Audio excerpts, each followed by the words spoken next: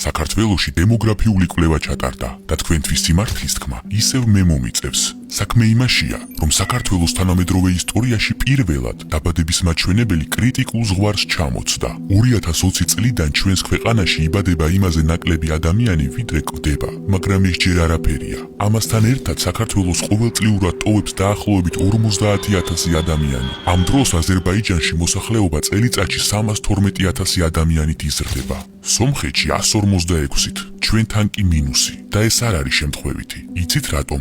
იმიტომ რომ ახალგაზრდას შვილის გაჩენა ეშინია, არა იმიტომ რომ არ უნდა, არამედ იმიტომ რომ არ იცის ხვალბინის ქირას როგორ გადაიხდის.